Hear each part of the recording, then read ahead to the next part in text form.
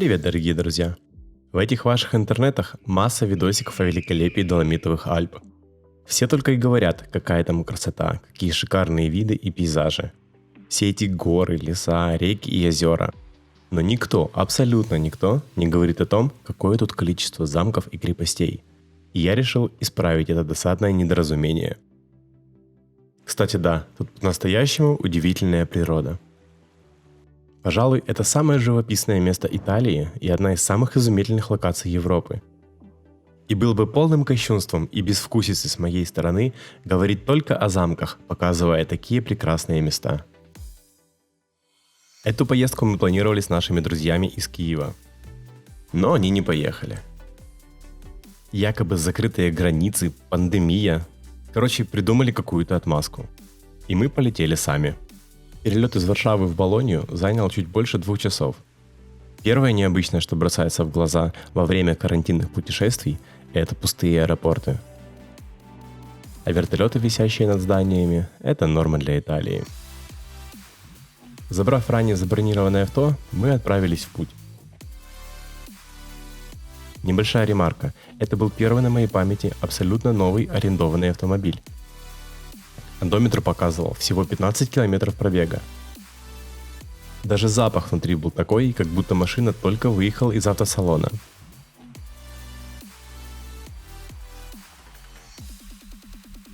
Из Болоньи до нашего отеля в Доломитовых Альпах дороги всего 300 километров. И когда будете рассчитывать время поездки, всегда стоит сделать погрешность на то, что будете останавливаться и наслаждаться видами. Мы же для полного антуража еще и отель нашли в какой-то деревушке в горах.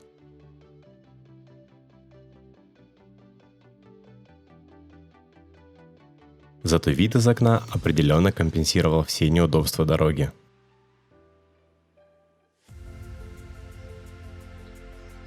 Как и обещал, прежде чем перейти к герою этого видео, покажу вам кусочек прекрасного. Приехали мы, значит, на озеро Валпарола. В интернетах говорили красивое живописное место. Ну, долина тут, да, действительно красивенькая, камни. А вот, собственно, само озеро. Не знаю, видно вам эту лужу или нет. Зеленоватая. В общем, зеленая маленькая лужа, гордо называемая Горным озером. Еще и холодно здесь, капец просто. Да, в моем воображении озеро было чуточку побольше. И 8 градусов тепла в июле немного прохладновато, как по мне. И, видимо, ни для кого я не сделаю открытие, но в горах вообще довольно-таки холодно. Поэтому одевайтесь теплее. А мы поехали смотреть настоящее озеро. Озеро с большой буквы.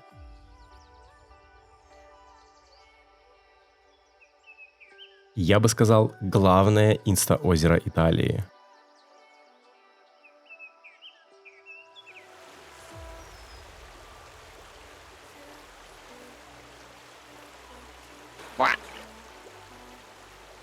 Озеро Браис. Добраться к нему абсолютно несложно. От стоянки до озера минута ходьбы. Это самое глубокое из всех озер региона. Озеро Браис ледникового происхождения с кристально чистой, просто изумрудной водой. Если вы хотите поплавать на лодке, то стоит приехать до 6 часов вечера, когда эта услуга еще доступна. Мы же, как обычно, опоздали, и кое-кто в нашей семье остался без крутых фоток. Угадайте с 3 раз, кто оказался виноват.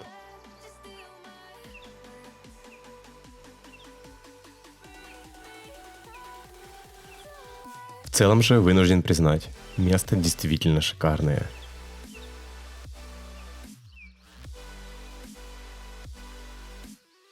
И если вы окажетесь в Доломитовых Альпах, советую обязательно заглянуть на озеро Браис.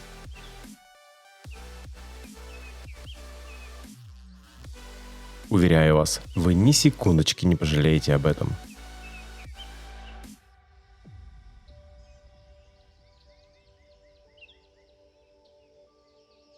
Ну а мы плавно переходим к главному герою моего повествования.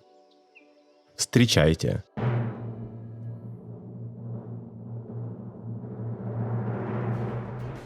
Замок Тауферс.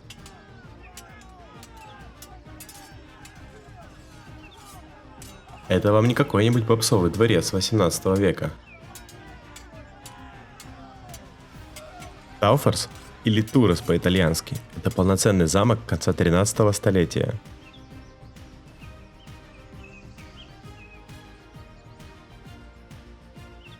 Он выглядит именно так, как и должен выглядеть замок. Грубый, брутальный, с нотками средневековья. При его виде хочется рубить врагов мечом, сжигать ведьм на костре и облагать данью соседней деревни.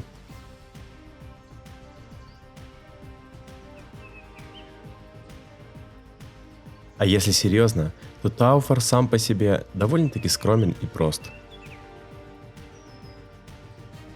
Тут вы не найдете помпезных бальных залов и мраморных статуй. Все просто и примитивно, что ли. Зато в сочетании с потрясающими видами окружающая крепость это место оставляет неизгладимое впечатление. Но не более того. Это один из тех замков, которые можно просто один раз увидеть для галочки, сделать фото и поехать дальше.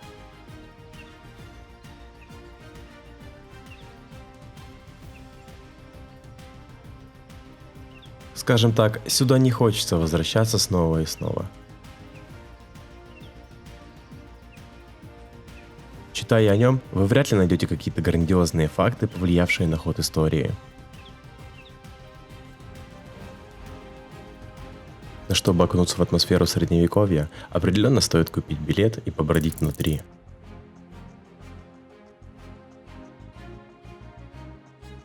Замок долгое время стоял в запустении, и только в начале 20 века начались работы по его реставрации. Сегодня большая часть Тауферса открыта для посещений.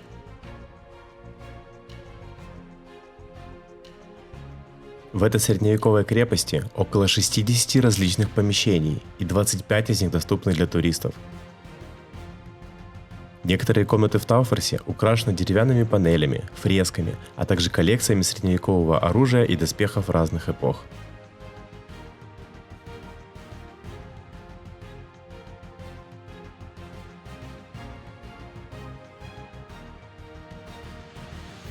Несмотря на мою любовь к замкам и, возможно, не совсем здравую из-за этого оценку увиденного, хотел бы заметить, что половина экспозиций, представленных в помещениях крепости, абсолютно неинтересны.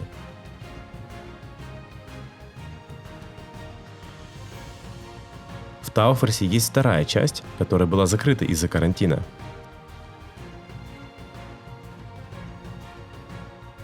Она, судя по фотам в интернете, вмещает в себе мебель 18-19 века, библиотеку и различную утварь.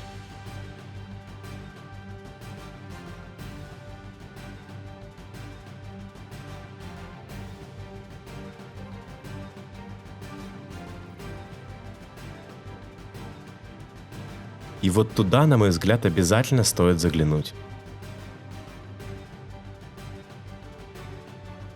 Но нам пришлось ограничиваться тем, что есть.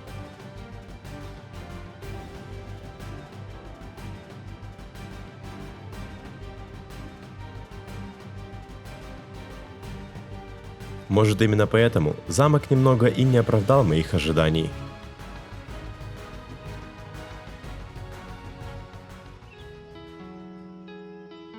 И на этом я планировал заканчивать видео о замке Тауферс. Но помните, вначале я говорил, что тут просто нереальное количество замков и крепостей.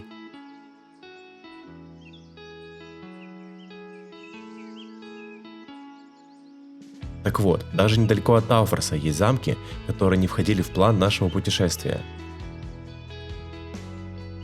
Вот, например, небольшой замок под названием Неохаус, ныне переделанный в отель.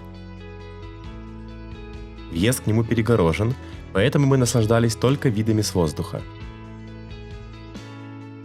И таких мини-замков тут масса.